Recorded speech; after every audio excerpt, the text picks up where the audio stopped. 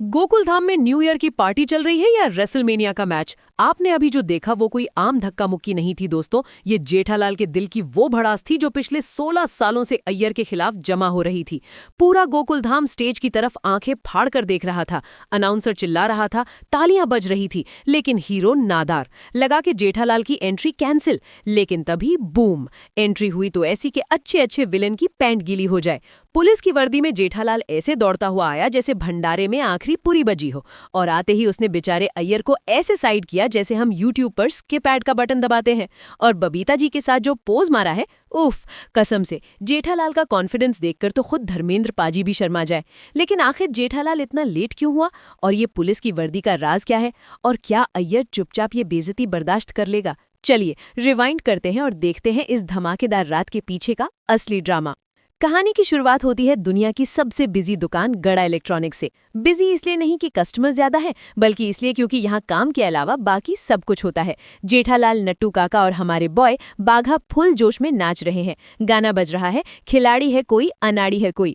Dance ऐसा चल रहा है जैसे इन तीनों को अभी अभी लॉटरी लगी हो। लेकिन तभी जेठालाल के दिमाग की बत्ती जलती है। वो अचानक ब्रेक लगाता है। म्यूजिक बंद, सन्नाटा।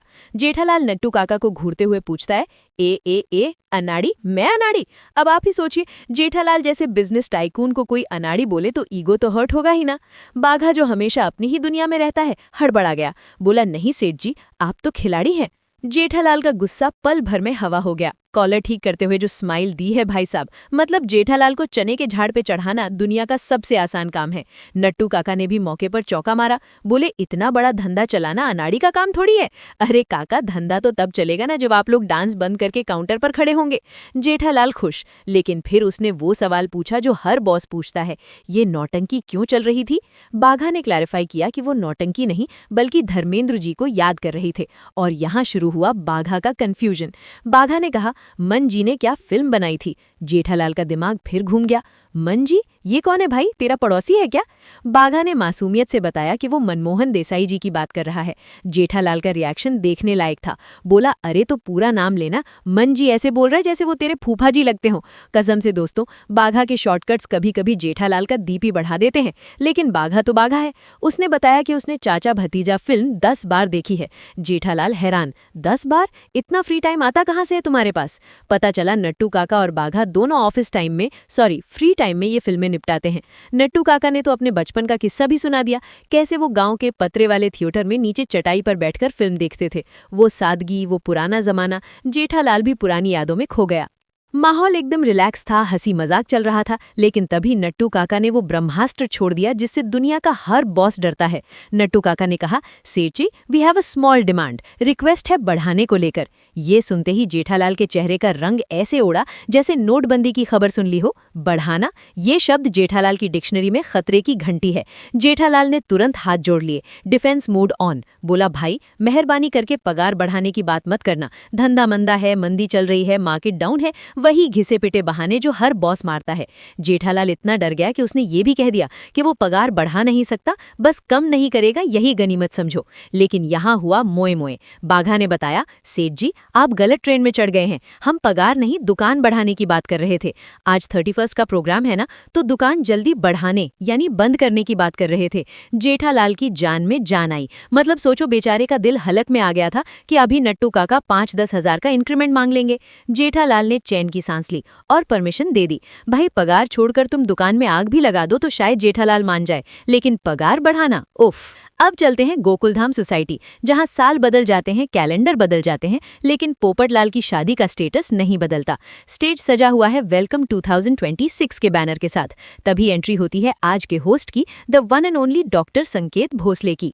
और भाई एंट्री भी कैसी, सीधे सलमान खान के स्टाइल में। संकेत ने आते ही माहौल बना दिया। उन्होंने अनाउंस किया कि आज की शाम डेडिकेटेड है हमारे ही मैन धर्म पाजी यानी धर्मेंद्र जी को। थीम है धर्म जी की यादों की बारात, मनाएं हम साथ साथ। गोकुलधाम वालों का यही तो टैलेंट है। कोई भी त्योहार हो, ये लोग थीम पार्टी ऐसे प्लान करते हैं जैसे इनके पास और कोई काम धंधा ना हो। संकेत ने सबसे पहले बुलाया सोसाइटी के एक मेव सेक्रेटरी को, और सवाल ये था कि सबसे पहले कौन आता है। टप्पू सेना ने कोरस में चिल्लाया, भिड़े अंकल। क्यों? क्योंकि भाई अगर वो टाइम पे नहीं आए तो सुविचार कौन लिखेगा? स्टेज पर आए हमारे आत्माराम तुकाराम भिड़े और माधवी भाभी। भिड़े ने पहना है पुराना स्वेटर और बड़ा सा चश्मा। संकेत ने तुरंत सयाजी शिंदे की मिमिक्री करते हुए भिड़े की क्लास लगा दी। भिड़े बना है अशोक रॉय फिल्म जुगनू से। लेकिन सच बताऊं, भिड़े उस गेटअप में अमोल पालेकर ज्यादा और एक रिटायर्ड बैंक क्लर्क ज्यादा लग रहा था। और माधवी भाभी बनी थी सीमा। जब संकेत ने शाहरुख खान के स्टाइल में माधवी भाभी की तारीफ की, यू लुकिंग डैम गॉर्जियस, तो भिड़े का चेहरा देखने लायक था। ऐसा लगा जैसे कोई उसकी स्कूटर सखाराम को बिना पूछे ले गया हो। जलन की बू आ रही थी भाई। इसके बाद बारी आई गोकुल धाम के पावर हाउस कपल की, सोढ़ी भाई और रोशन भाभी। सोढ़ी की एंट्री मतलब फुल एनर्जी, बल्ले बल्ले।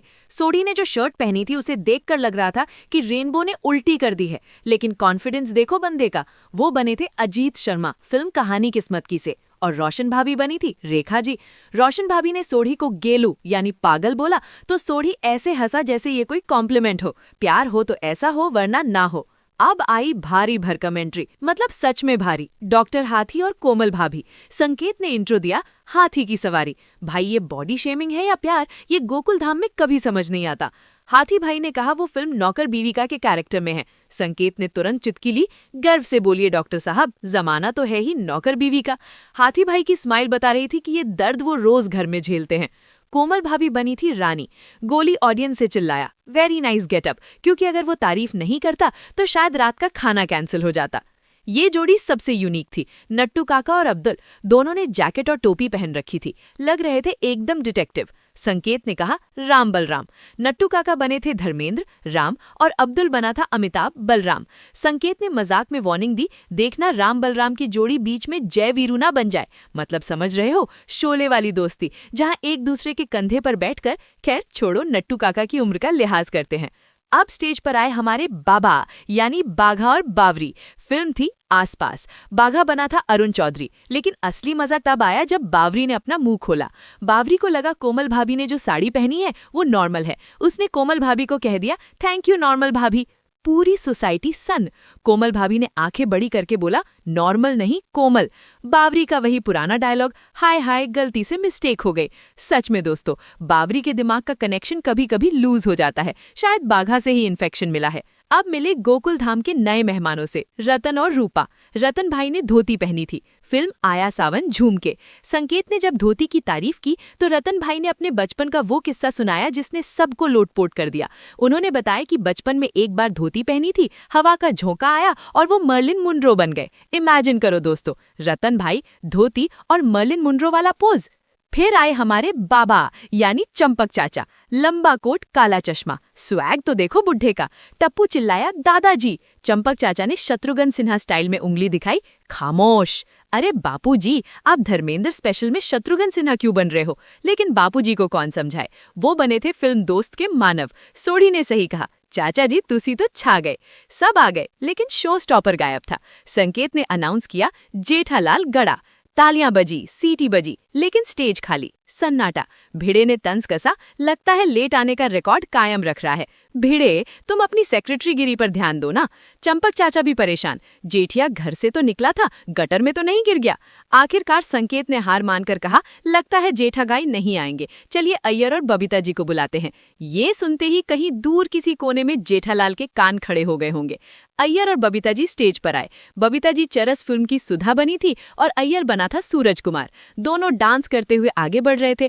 अय्यर के मन में लड्डू फूट रहे थे कि चलो आज तो फुटेज मिलेगी, लेकिन तभी तूफान आ गया। जेठावाल पुलिस की वर्दी में, हाथ में लाल दुपट्टा लिए ऐसे भागा जैसे उसके पीछे बाघा पगार की मांग लेकर पड़ा हो। स्टेज पर पहुंचकर उसने आओ देखा ना ताओ अय्यर को पकड़ा और साइड में ऐसे फेंका जैसे हम चाय में से मक्खी निकालकर फेंकते हैं, और जाकर खड़ा हो गया बबीता जी के एकदम बगल में। सांस फूल रही थी, पसीना बह रहा था, लेकिन चेहरे पर मुस्कान ऐसी थी जैसे वर्ल्ड कप जीत लिया हो। जेठालाल, मैं आ गया, मैं आ गया। अय्यर गुस्से में, जेठालाल इतनी देर कहाँ थे?